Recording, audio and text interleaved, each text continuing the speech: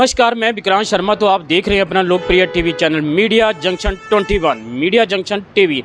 तो आज आपको ले चल चंडीगढ़ के सेक्टर 44 में सूद सभा द्वारा आज नवदीप सूद को सम्मानित किया गया। उनको यह सम्मान माउंट एवरेस्ट फतेह करके भारत का झंडा बुलंद करने के लिए सम्मानित किया गया। 19 मई 2025 को उन्होंने यह उपलब्धि हासिल की। भवन में आयोजित एक कार्यक्रम में सूद सभा के अध्यक्ष अमित सूद, अन्य पदाधिकारियों ने उनके गले में हाथ डालकर और मोमेंटो देकर सम्मानित किया। मौके पर सूद सभा चंडीगढ़ के पैटर्न उमेश सूद, जनरल सेक्रेटरी सुधीर सूद, फाइनेंस सेक्रेटरी खुशविंदर सूद के साथ पूरी एग्जीक्यूटिव मेंबर की टीम उपस्थित थी। इस मौके पर नवदीप सूद के साथ उनकी धर्मपत्नी सरिता सूद, उमेश सूद, वाइस प्रेसिडेंट बीजेपी पंचकुला, पूर्व अध्यक्ष जिला परिषद पंचकुला श्रीमती सोनिया सूद, म्युनिसिपल कॉर्पोरेशन पंचकुला उपस्थित थे। सूद सभा चंडीगढ़ के अध्यक्ष अजनी सूद ने इस मौके पर कहा कि नवदीप सूद ने यह उपलब्धि न सिर्फ उनके लिए बल्कि पूरी सूद बरादरी तथा पूरे भारत के लिए गौरव की बात है। आज हुए कार्यक्रम में नवदीप सूद ने क्या कहा, आए सुनते हैं। मीडिया जंक्शन में सेक्टर 44 चंडीगढ़। 20 साल 22 साल 23 साल 25 साल कोई एक आधा 30 साल का होगा तो उनके साथ था। तो शुरू में तो मुझे लगा मैं शायद फिट नहीं होऊंगा यहाँ पर, क्योंकि बच्चों के साथ उनको लगेगा कि ये मैं कहाँ से आ गया, और मुझे भी लगेगा कि मैं इनके साथ कैसे वो करूँगा। बट 2-4 दिनों के बाद मैंने ये ऑब्जर्व किया कि जो काम बच्चे करते थे मैं उतना ही काम मैं भी कर लेता था बड़े आराम से, क्योंकि रोज वो लोग 20 किलो वजन पीठ पे डाल के जो ट्रेनिंग में हमको रोज 12 किलोमीटर तक पहले वो सड़क पे जाना होता था, उसके बाद फिर पहाड़ चढ़ना होता था और फिर पूरे दिन ट्रेनिंग करनी होती। तो जैसे वो करते थे वैसे ही मैं कर लेता था। तो मुझे थोड़ा कॉन्फिडेंस आया और वो कॉन्फिडेंस जो है वो मल्टीप्लाई हो गया जब मैंने ये देखा कि वो बच्चे थोड़े शरारती हो गए तो ज्यादा उनका ध्यान ये ट्रेनिंग वगैरह में नहीं होता। तो वो अपना ट्रेनिंग करके बैठ जाते थे और मैं और एक लड़का था जो नेवी में था, हम दोनों मिलके सारा सामान वो जो सबका 20-20 किलो का बैग हो रहा था वो छत पे रखते थे गाड़ी की, क्योंकि वापसी हम बस में आते थे। तो 2 बसों में वापस आते थे, 50 लोग थे।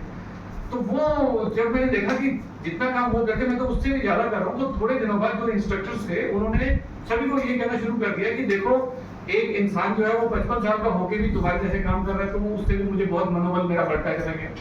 और जैसे ही वो ट्रेनिंग खत्म हुई तो मुझे लगा कि मुझे अपने आप को टेस्ट करना चाहिए। एक 20,000 फीट की पीक थी वहाँ पे रुद्रगेरा। तो मैंने सोचा मैं वहां जाके आता हूँ और पता लगेगा कि मैं वहां तो ट्रेनिंग एनवायरनमेंट डिफरेंट होता है, रियल लाइफ एनवायरनमेंट डिफरेंट होता है। तो वहां ट्राई करके देखता हूँ कि मैं कर पाऊंगा कि नहीं। तो फॉर्चुनेटली हम लोग 7 लोग गए थे, उसमें से 5 लोग उसकी पीक तक चढ़ पाए। तो मुझे बहुत अच्छा लगा कि मैं जो मैं सोच रहा था अपने बारे में वो सही। उसके बाद फिर मैंने 1-2 पीक्स और करी और जो बिग चेंज आया वो आया 2022 में, जब मैंने सतोपन नाम की एक चोटी है जो उत्तराखंड में है, जिसकी हाइट 7,200 मीटर्स है, लगभग 23,000 फुट के आसपास। तो एवरेस्ट आपको मैं बताता हूँ 29,000 फीट है और ये जो सतोपन था ये 23,000 फीट था। तो जब मैं वहां गया तो वो हमने कर लिया, चलो जैसे भी हुआ। मगर वहां हम लोग 7 लोग फिर गए थे, मगर वहां 3 ही लोगों का हुआ। तो मुझे बड़ा अच्छा लगा कि मैंने वो कर लिया। और जब मैं वापस आया तो मुझे पता लगा कि वो जो चोटी थी वो एवरेस्ट से भी ज्यादा मुश्किल थी, क्योंकि उसमें पूरी रात नाइट ब्रिज नाम की एक जगह है, पूरी रात उसके ऊपर चलना पड़ता है। नाइट ब्रिज होता है मतलब दोनों चोटियों में जो चोटी होती है ना पहाड़ की, उसके बिल्कुल एज के ऊपर चलना। तो वो पूरी रात उसमें चलना था। तो जब वापस आने के बाद मैंने गूगल पे सर्च किया तो पता लगा कि वो बहुत टफ था, क्योंकि वहाँ रेस्क्यू नहीं, कि अगर कुछ हो जाता तो कोई भी वापस लाने वाला नहीं था वहां से। तो तब मेरे मन में आ गया कि अगर मैं ये कर सकता हूँ तो फिर एवरेस्ट क्यों नहीं कर सकता। फिर मैंने अपनी तैयारी शुरू कर दी। रोज मैं सुबह 4 बजे हम लोग उठ जाते थे, मैडम ने बहुत साथ दिया। तो उठ के हम लोग 4:30 बजे वॉक के लिए जाते थे, ब्रिस्क वॉकिंग के बाद। उसके बाद फिर ये आगे योगा करती थी। तो मैं क्योंकि सूरज नहीं निकला होता था तो उस समय फिर मैं रनिंग करता था। फिर उसके बाद 1 घंटा मैंने साइकिलिंग कर ली, 50 किलोमीटर साइकिल मैंने हर रोज चलाई। और फिर उसके बाद अगर टाइम मिल जाए तो स्कीपिंग करता था। तो ऐसे करते करते और फिर मैं चंडीगढ़ मेरा ऑफिस था और मैं साइकिल पे ऑफिस जाता था। तो उसमें भी 45 मिनट्स लगते थे पंचकुला से, वापसी में फिर 45 मिनट्स मिल गए। तो शाम को फिर मैंने ये करना करते करते मेरा मन ऐसा उसमें लग गया कि फिर मुझे लगा कि मुझे मैराथन ट्राई करनी चाहिए। तो मैं मैराथन रन करने लग गया। धीरे धीरे मैं बहुत अच्छे लेवल पे पहुंच गया, मतलब मैं 2 घंटे में 21 किलोमीटर रन करने लग गया। तो वो मुझे लगा कि ये अच्छा हो रहा है। फिर मुझे किसी ने बताया कि आप माउंटेन्स पे तभी जा सकते हो जब आपकी थाइस और काफ मसल्स बहुत मजबूत होंगे। उसके लिए साइकिलिंग बहुत जरूरी थी। तो छोटी साइकिल तो मैं चलाता था, फिर मुझे अचानक एक दिन सोचा कि चलो मैं कश्मीर से कन्याकुमारी जाके देखता हूँ कि जा पाऊंगा कि नहीं। तो मैम ने बड़े टफ दिल से मुझे भेजा, अनमने से कि कोई इतना बड़ा रिस्क लेना, क्योंकि और अप्रैल का महीना था।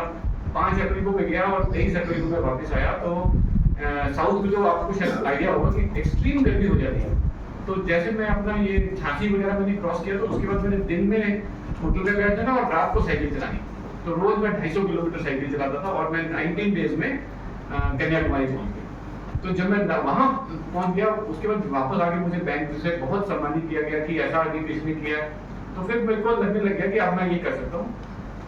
उसके बाद मेरा ये तैयारी पूरी उस एवरेस्ट को फोकस करते हुए हो गई। तो ऐसे मैं एवरेस्ट पे पहुंचा। और एवरेस्ट के जो किस्से वो मैं आपको जरूर सुनाऊंगा, क्योंकि आप लोगों के लिए ये मैंने इसलिए बताया कि कहीं ना कहीं आप लोग भी ये कर सकते हो, या आपकी फैमिली में जो भी करना चाहे वो ये कर सकते हैं।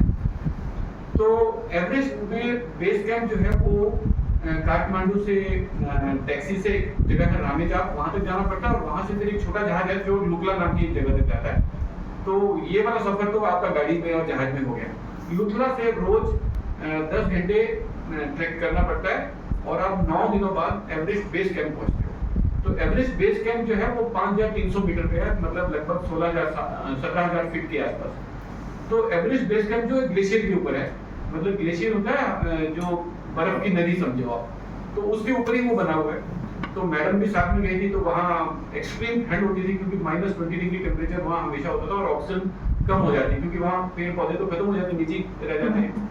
तो वहाँ 2 दिन के बाद मैम फिर वापस आ गए और फिर उसके आगे का सफर एवरेस्ट का मुझे अकेला करना था। तो उसमें क्या होता है कि बेस कैंप जैसे 5300 मीटर पे है, तो उसके बाद कैंप 1 होता है, मतलब उसको ना वो डिवाइड कर देते हैं ताकि एक ही दिन में कोई नहीं कर सकता।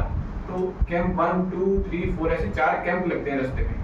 कैंप क्या होता है? टेंट होता है। टेंट में आपको बस एक टेंट लगा होता है, वो कैंप है।